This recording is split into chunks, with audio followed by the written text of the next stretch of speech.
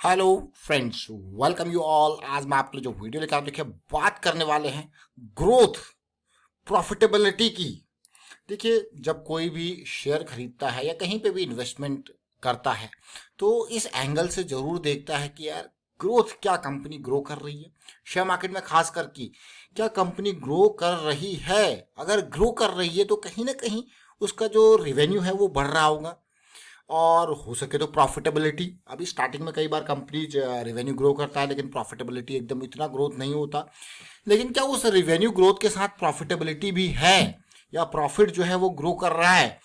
वो important part आपको दिमाग में जरूर आता है ग्रोथ पर्सपेक्टिव से जब आप सोचते हो। तो चलिए एक कंपनी देखते हैं डिटेल में, और फिर उसके शेयर की प्राइस को देखते हो। अब आप क्या शेयर का प्राइस है, कम है, नहीं है, अंडर वैल्यूड है, या काफ़ी ओवर वैल्यूड हो चुका है, उस एंगल से देखते हो, समझने की कोशिश करते हो। चलिए डिटेल में समझते हैं। और ये हाउसिंग फाइनेंस सेक्टर के एक स्टॉक की हम बात करने वाले हैं, इसीलिए एक घर बना के आपको सामने दिखाया गया है। देखिए, और आगे बढ़ने से पहले मैं आपको बता दूं, अगर आपने अब तक चैनल को सब्सक्राइब नहीं किया तो जल्दी से सब्सक्राइब कर ले, बेल आइकन को प्रेस कर ले, जिससे आपको नोटिफिकेशन आती रहेगी। और प्राइस सेक्शन सीखने के लिए आप ज्वाइन कर सकते हो मेंबरशिप ज्वाइन बटन पे क्लिक करके। प्राइस सेक्शन की सीरीज बहुत इंपॉर्टेंट, अगर आपने ये अभी तक देखी नहीं है तो स्टार्ट कर लीजिए इसको देखना, बहुत इंपॉर्टेंट ये सीरीज। और जरा स्टॉक देखिए, Aptus value housing finance limited. देखिए, housing finance India limited, market capitalisation almost 14,000 crore के आसपास है। छोटा स्टॉक तो है नहीं, बढ़िया स्टॉक है। प्रॉफिट ग्रोथ और रेवेन्यू ग्रोथ देख के आपको यार क्या बात है, अमेजिंग है कि नहीं है। अब जरा मैं आपको नंबर्स दिखाता हूँ। 2017 में इस कंपनी का रेवेन्यू मात्र 126 करोड़ था, जो बढ़ा 2018 में 200 करोड़ के पार हुआ, 2019 में 300 करोड़ के पार हुआ, फिर 500 गया, 600 गया, 800 गया, और 2023 में 1000 करोड़ के पार, 1100 करोड़ के आसपास का। अब देखिए नंबर, पिछले 12 महीने के नंबर। अब ठीक इसके मैं कहूँगा अपोजिट आप देखोगे, ये रिवेन्यू के नंबर्स हैं। प्रॉफिटेबिलिटी को आप देखोगे तो आप कहोगे देखिए पहले 40 करोड़, 60-70 करोड़, 112, 200, 250, 300, 500, देख रहे हो। 2023 में 1100 करोड़ के रिवेन्यू में कंपनी ने 500 करोड़ का प्रॉफिट छापा है। आप कहोगे बढ़िया यार, बढ़िया बात है, तो अच्छी का बात है, एप्टस वैल्यू हाउसिंग। लेकिन अगर मैं स्टॉक की डिटेल आपको दिखाऊं तो अभी का प्राइस इसका कितना है, 277। और इस कंपनी के डिटेल जब आप देखोगे 277 के बेसिस पे जब ये मार्केट में आया था तो इसका आईपीओ का प्राइस क्या सेट किया गया था, 353।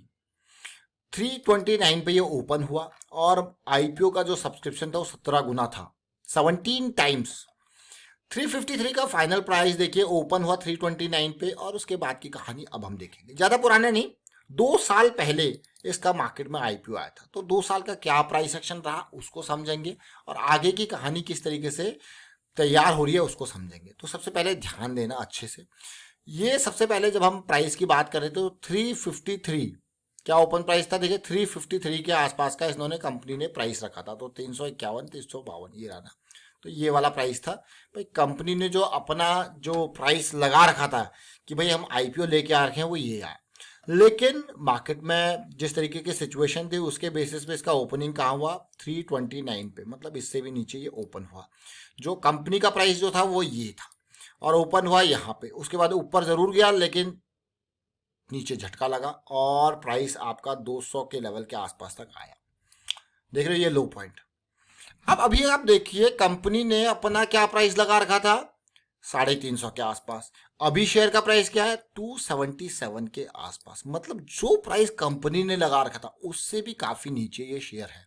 मतलब ऑलमोस्ट आप देखिए 20 और 50, 70 पॉइंट के आसपास नीचे है। अगर अब यहां से उस लेवल तक चलते हैं जो कंपनी ने अपना प्राइस लगा रखा था, तो वो भी 25% से ऊपर है। करंट प्राइस से अगर देखा जाए तो 25% नीचे है उस प्राइस से जो कंपनी ने लगा रखा था। और उसके बाद आप देखिए सिचुएशन क्या है। लेकिन हमारी रडार में ये स्टॉक क्यों आया है उसको समझेंगे।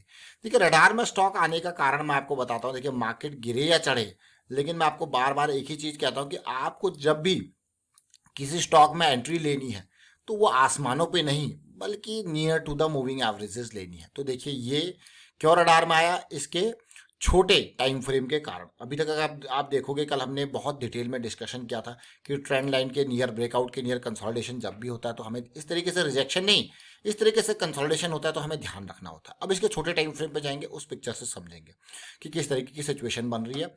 अब मैं छोटे टाइम फ्रेम पे जाऊंगा तो आपके लिए कौन सा टाइम फ्रेम है? डेली का टाइम फ्रेम।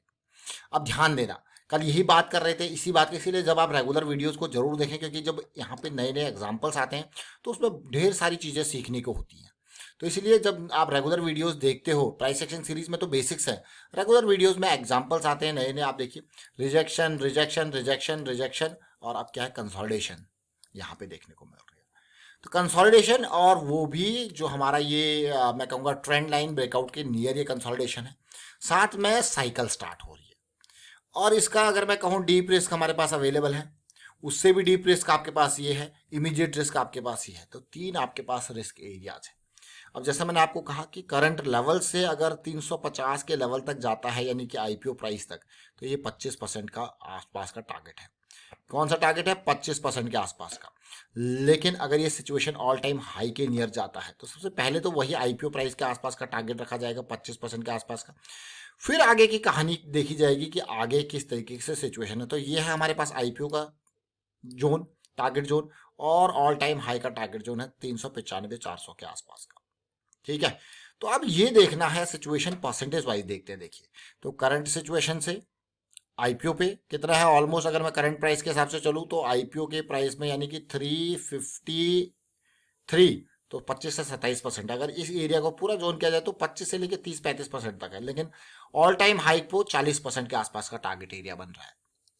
रिस्क की बात देखिए, रिस्क में जैसे मैंने आपको कहा इमीडिएट, ये जो बिल्कुल शेडो वाली कैंडल है, एकदम बिल्कुल रिजेक्शन वाली कैंडल है, इसका लो पॉइंट पहला स्टॉप लॉस, दूसरा स्टॉप लॉस ऑलमोस्ट 238 के आसपास। अब ये देखना, देखिए तो ये एरियाज को देखा कीजिए, इंपॉर्टेंट, इंपॉर्टेंट और फिर फाइनल, ये तीन हमारे पास रिस्क एरियाज हैं। और इंपॉर्टेंट मैं कहूँगा ये जोन, ये जोन, फिर ये जोन, फिर आगे की कहानी, आगे रणनीति, क्योंकि ऑल टाइम हाई को पार करेगा तो हमें चाहिए क्या? कंसोलिडेशन, करेक्शन इस लेवल पे, तब आगे की कहानी की सोचेंगे।